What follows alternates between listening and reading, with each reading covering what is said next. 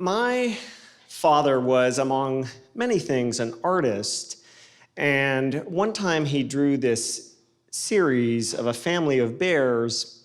And one of these pictures hung in our house. In it, there's a father bear and 3 little bears. And they're sitting there looking up at the moon, a big full moon.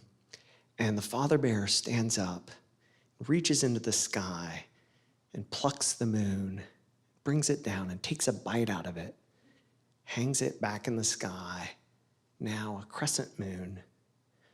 I loved this picture growing up, and as I got older, I recognized that the father bear in that picture was not even my dad for me. It was my older brother, Rogan. Dad may have done the drawing, but it was Rogan who did the magic of hanging the moon. When I was 2, we moved from the Eden of New York City down to North Carolina. It was not full then. We moved to the tiny little town of Brevard up in the mountains, and even if we had wanted to, we were not going to fit in. My dad was retired, and in his mid-50s, like I said, I was 2, retired, and in his mid-50s, and 25 years older than his wife, but he only looked 100 years older. His wife, my mother, and how shall I describe her? She was a tempestuous, wild bohemian creature with firm rules and a fierce temper and a penchant for sunbathing in the backyard, fully naked. We had no television. We were all taught to read from flashcards by 18 months old, and we were not allowed to get our hair cut. We were not fitting in. One day, I went to the bank with my father, my aged father, with my frothy locks hanging down my back, probably reading Tolstoy. And the teller said, "Would you like a lollipop for your granddaughter?"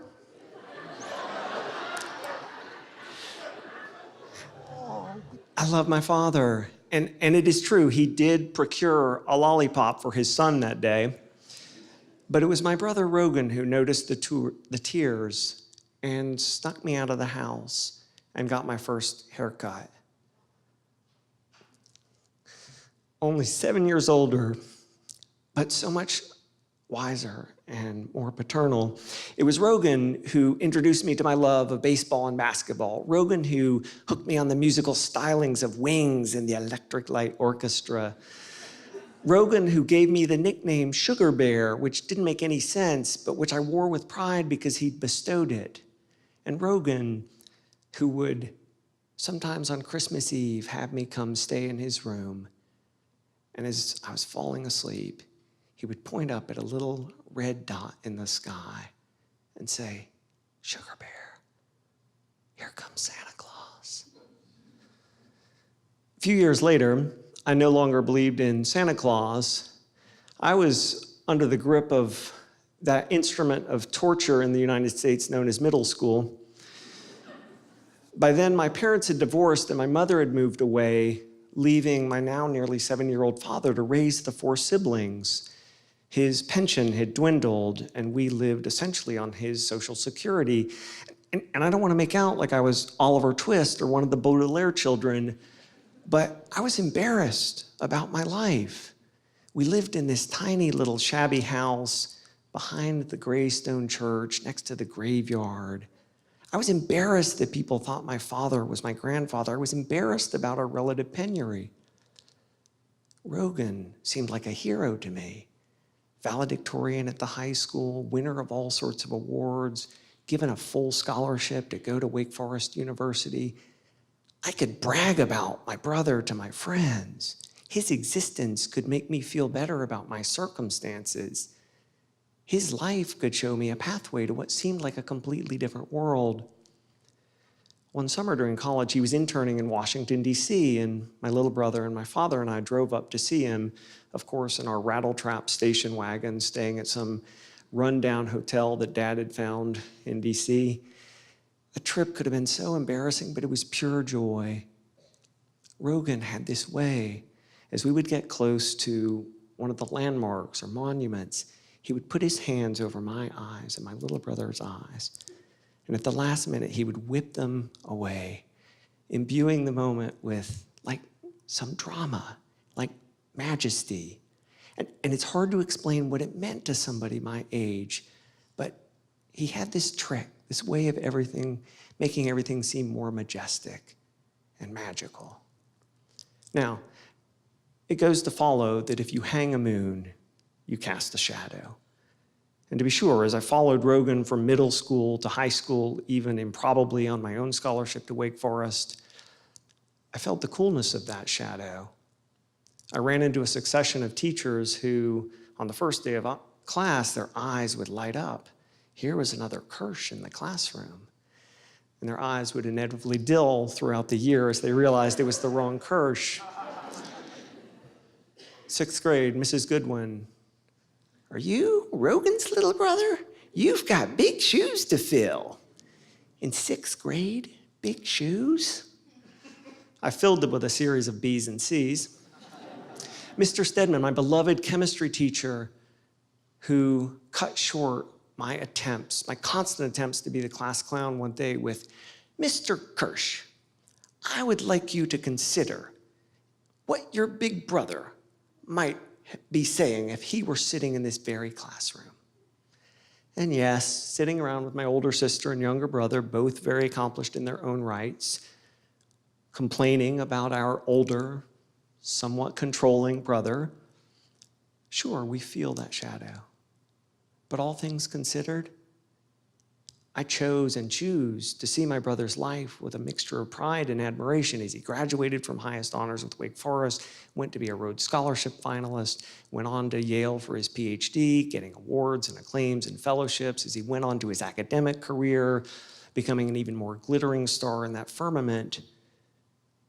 Yes, there was a shadow, and maybe that led me to move in a different direction, but even as I carved my own path,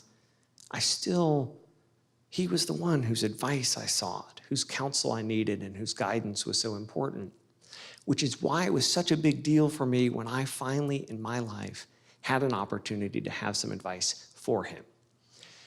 Like my father, Rogan waited until later in life, in his case in his mid-late 40s, to get married.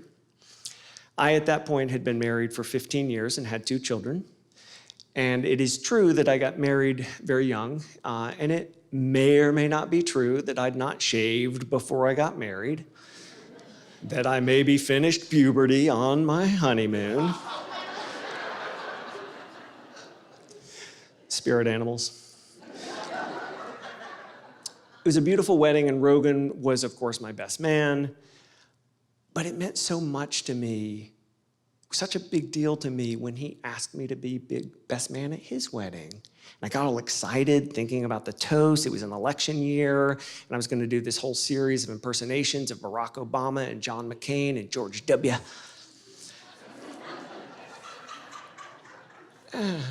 Anyway, his wedding was beautiful, and there were all these like well-known academics and politicians and fairly well-known figures. And they gave these great speeches. As Herodotus once said, and when I was meeting with the president, so I got up to give my toast. Rogan, Sarah, a mirage is an incredible thing. It's marriage, okay? You guys have forgotten George W. Bush? I want that motherfucker back. You're gonna leave here tonight and you're gonna have a great time on your honeycomb. Anyway, it wasn't working.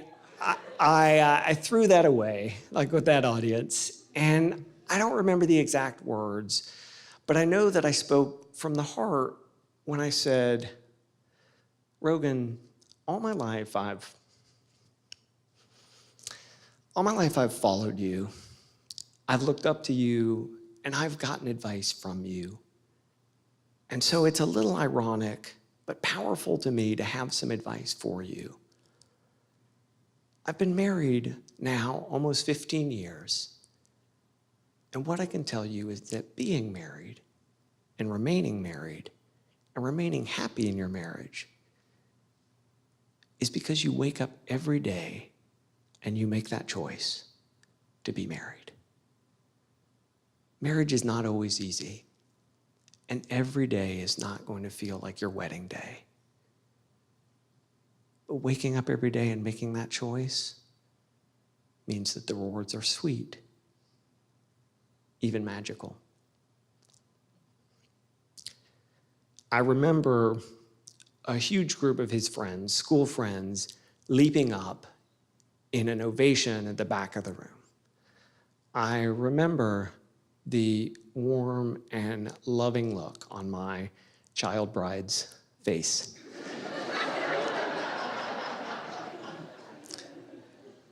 But mostly I remember the look from Rogan.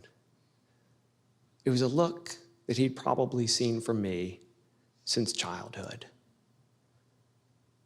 Someone looking up as someone hangs to the moon. Thank you.